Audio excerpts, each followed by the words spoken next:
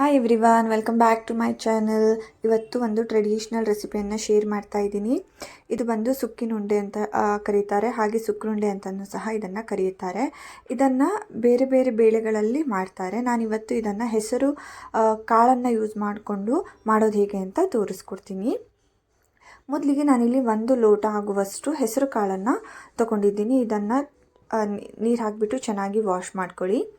Wash ಮಾಡಿಕೊಂಡು ಇದನ್ನು over night ನಾನು ನೆನೆಯೋದಕ್ಕೆ ಇಡ್ತಾಯಿದ್ದೀನಿ. ಇದು ಬಂದು ನೆಕ್ಸ್ಟ್ ಡೇ ಮಾರ್ನಿಂಗು ಇದು ಚೆನ್ನಾಗಿ ಸಾಫ್ಟ್ ಆಗಿದೆ. ನಾನು ನೀರನ್ನೆಲ್ಲ ನೀರು ಚೇಂಜ್ ಮಾಡಿಬಿಟ್ಟು ನಾನು ಇದನ್ನು ಕುಕ್ಕರಿಗೆ ಹಾಕ್ಕೊಳ್ತಾ ಇದ್ದೇನೆ. ನಾನಿಲ್ಲಿ 1 ಲೋಟ ಹೆಸರು ಕಾಳನ್ನು ತೊಗೊಂಡಿದ್ದು. ನಾನಿಲ್ಲಿ 2ರಿಂದ 2.5 ಲೋಟ ನೀರನ್ನು ಹಾಕ್ಕೊಂಡಿದ್ದೀನಿ. ಹಾಗೆ ಇದನ್ನು ಒಂದು 4ರಿಂದ 5 ವಿಷಲ್ನ ಹೊಡೆಸ್ಕೊಳ್ಬೇಕು. ಅಲ್ಲಿ ತನಕ ನಾವಿದನ್ನು ಹಿಟ್ಟನ್ನು ರೆಡಿ ಮಾಡ್ಕೊಳ್ಳೋಣ. ನಾನು ಒಂದು ಪಾತ್ರೆಗೆ ಅಕ್ಕಿ ಹಿಟ್ಟನ್ನು ಹಾಕ್ಕೊಳ್ತಾ ಇದ್ದೇನೆ. ನಾನು ಹಿಟ್ಟನ್ನು ರೆಡಿ ಮಾಡ್ಕೊಳ್ಳೋಕ್ಕೆ ನಾನಿಲ್ಲಿ ಸ್ವಲ್ಪ ಅಕ್ಕಿ ಹಿಟ್ಟನ್ನು ತೊಗೊಂಡಿದ್ದೀನಿ. ಹಾಗೆ 1 ಸೌಟು ಮೈದಾ ಹಿಟ್ಟು, ಹಾಗೆ 1 ಸೌಟನ್ನು ಕಡಲೆ ಹಿಟ್ಟನ್ನು ಹಾಕ್ಕೊಂಡಿದ್ದೀನಿ. ಜೊತೆಗೆ ಸ್ವಲ್ಪ ಅರಿಶಿನ ಮತ್ತು ಹಿಟ್ಟಿಗೆ ಎಷ್ಟು ಬೇಕೋ ಅಷ್ಟು ಉಪ್ಪನ್ನು ನಾನಿಲ್ಲಿ ಹಾಕ್ಕೊಂಡಿದ್ದೀನಿ. ಇದನ್ನೆಲ್ಲ ನೀರು ಹಾಕಿಬಿಟ್ಟು ಚೆನ್ನಾಗಿ ಕಲಿಸ್ಕೊಳ್ಬೇಕು. ಅಂದರೆ ನೀವು ಇದನ್ನು ಬಜ್ಜಿ ಎಲ್ಲ ಏನು ಡಿಪ್ ಮಾಡಿ ಬಿಡ್ತೀವಲ್ಲ, ಅದೇ ಕನ್ಸಿಸ್ಟೆನ್ಸಿಯಲ್ಲಿ ಇದ್ದರೆ ಸಾಕು. ತುಂಬ ತೆಳ್ಳಗೆನೂ ಮಾಡೋಕ್ಕೆ ಹೋಗಿಲ್ಲ, ಹಾಗೆ ತುಂಬಾ ದಪ್ಪ ಸಹ ಮಾಡೋದಕ್ಕೆ ಹೋಗಬೇಡಿ. ನಾನಿಲ್ಲಿ ನೋಡ್ಬೋದು ಚೆನ್ನಾಗಿ ಮಿಕ್ಸ್ ಮಾಡ್ಕೊಂಡಿದ್ದೀನಿ. ಹಾಗೆ ಸ್ವಲ್ಪ ದಪ್ಪ ಆಯಿತು ಅನಿಸ್ತಿದೆ, ಅದಕ್ಕೆ ನಾನಿಲ್ಲಿ ಸ್ವಲ್ಪ ನೀರು ಹಾಕ್ಕೊಂಡು ತೆಳ್ಳಗೆ ಮಾಡ್ಕೊಂಡಿದ್ದೀನಿ. ಇವಾಗ ಕುಕ್ಕರ್ ಸಹ ಚೆನ್ನಾಗಿ ತಣ್ಣಗಾಗಿದೆ. ನೋಡ್ಬೋದು ಹೆಸರು ಕಾಳು ಚೆನ್ನಾಗಿ ಬೆಂದಿದೆ. ಇಲ್ಲಿ ನನ್ನ ಹೆಸರು ಕಾಳಲ್ಲಿ ಸ್ವಲ್ಪನೇ ನೀರಿದೆ, ಅದರಿಂದ ನಾನು ಆ ನೀರನ್ನು ಹಾಗೆ ಇಟ್ಬಿಟ್ಟು ಚೆನ್ನಾಗಿ ಮ್ಯಾಶ್ ಮಾಡ್ಕೊಳ್ತಾ ಇದ್ದೇನೆ. ನೀವೇನಾದರೂ ಸ್ವಲ್ಪ ಜಾಸ್ತಿ ನೀರನ್ನು ಇಟ್ಕೊಂಡಿದ್ದರೆ ಆ ನೀರನ್ನು ಸ್ವಲ್ಪ ತೆಕ್ಕೊಳ್ಳಿ, ನೀವು ಅದನ್ನು ಸೋಸ್ಕೊಳ್ಬಹುದು. ಇದೆಲ್ಲ ಚೆನ್ನಾಗಿ ಮ್ಯಾಶ್ ಮಾಡ್ಕೊಳ್ಬೇಕು.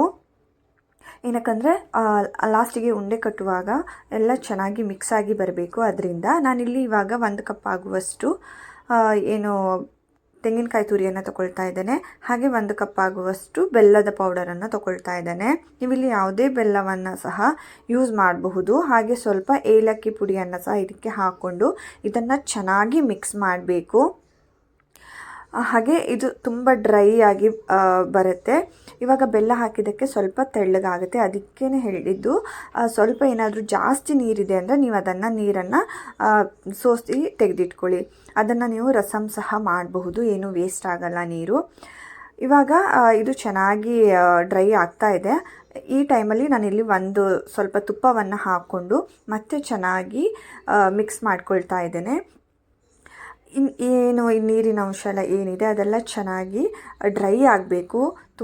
ಹಾಗೆ ನೀವು ಕೈ ಏನು ಬಿಡದೇನೆ ನಾವು ಇದನ್ನು ತಿರುಗಿಸ್ತಾ ಇರಬೇಕು. ಇಲ್ಲ ಅಂದರೆ ಕೆಳಗಡೆ ತಾಗ್ಬಿಡತ್ತೆ. ಫ್ಲೇಮ್ ಬಂದು ಸಹ ಸ್ವಲ್ಪ ಮೀಡಿಯಮ್ಮಲ್ಲೇ ಇಟ್ಕೊಂಡು ಮಾಡಿ.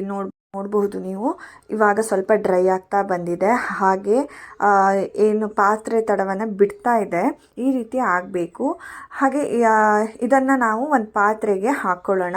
ಈ ರೀತಿಯಲ್ಲಾದರೆ ಸಾಕಾಗುತ್ತೆ. ಇದನ್ನು ನಾವು ಒಂದು ಬೇರೆ ಪಾತ್ರೆಯೆಲ್ಲ ಹಾಕ್ಕೊಂಡು ಇದನ್ನು ನಾವು ಕಂಪ್ಲೀಟಾಗಿ ತಣ್ಣಗಾಗೋದಕ್ಕೆ ಬಿಡಬೇಕು. ಇದನ್ನು ನಾನು ಒಂದು ಪಾತ್ರೆಗೆ ಹಾಕಿಬಿಟ್ಟು ಸ್ಪ್ರೆಡ್ ಮಾಡ್ತಾ ಇದ್ದೀನಿ. ಇದನ್ನು ಸ್ವಲ್ಪ ತಣ್ಣಗಾಗೋದಕ್ಕೆ ಬಿಡ್ತಾ ಇದ್ದೀನಿ. ನೋಡ್ಬೋದು ಇದು ಇವಾಗ ತಣ್ಣಗಾಗಿದೆ. ಇವಾಗ ನಾವು ಇದನ್ನು ಉಂಡೆಗಳನ್ನಾಗಿ ಕಟ್ಟಬೇಕು.